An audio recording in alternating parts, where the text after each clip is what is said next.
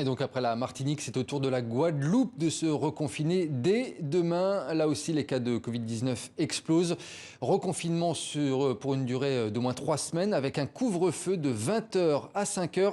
Les autorités sanitaires parlent d'une situation catastrophique. Et en ligne avec nous justement, Marc Valette. Vous êtes chef du service de réanimation au CHU de Pointe-à-Pitre. Merci d'être avec nous. Un reconfinement, bonne idée selon vous ? Alors c'est ni une bonne ou une mauvaise idée, c'est une situation de fait et qui est indispensable à l'heure actuelle, puisque la Guadeloupe est maintenant à rattraper la Martinique dont nous marchions sur les traces, et malheureusement la situation est devenue cataclysmique sur notre territoire. Malgré des vagues précédentes majeures, celle-ci nous frappe avec une intensité encore plus importante et avec une vitesse d'installation effroyable. Et ce variant Delta, notamment, il touche de plus en plus de jeunes patients, c'est exact ? Oui, la moyenne d'âge, elle va en diminuant entre la deuxième, la troisième et maintenant la quatrième vague. Chez nous, en réanimation, on a à admettre des patients maintenant de moins de 40 ans et même plusieurs patients de moins de 30 ans, avec actuellement une jeune fille de 23 ans qui est sous assistance respiratoire. Marc Valette, vous êtes actuellement en tension hospitalière sur l'île ?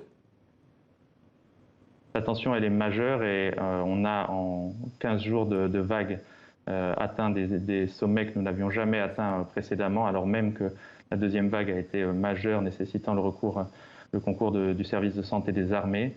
Et cette fois-ci, en moins de 15 jours, on a atteint un plateau qui est monstrueux, et effectivement, les hôpitaux sont sous tension, que ce soit dans les services de réanimation ou les services de médecine, en Martinique comme en Guadeloupe. Mais Marc Valette, comment vous expliquez cette situation actuelle ? Alors, on peut actuellement que la constater, hein, on ne peut que la constater. Il y a beaucoup d'explications et beaucoup de conclusions qui seront à tirer a posteriori.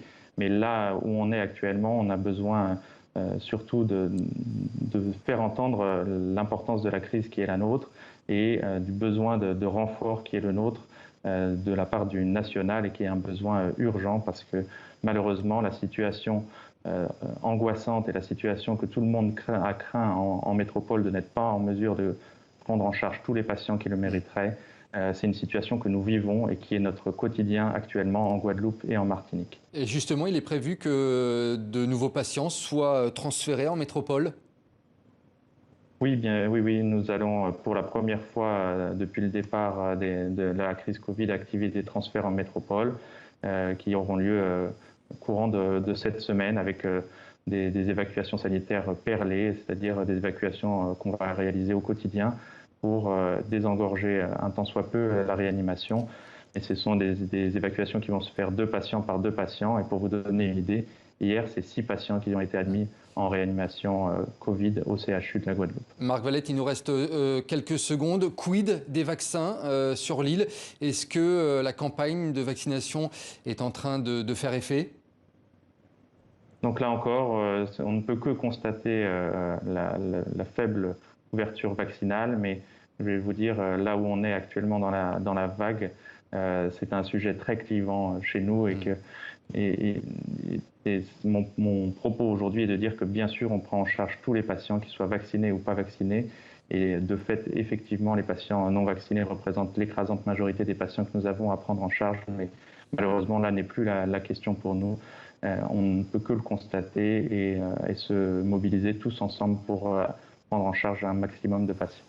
Merci beaucoup.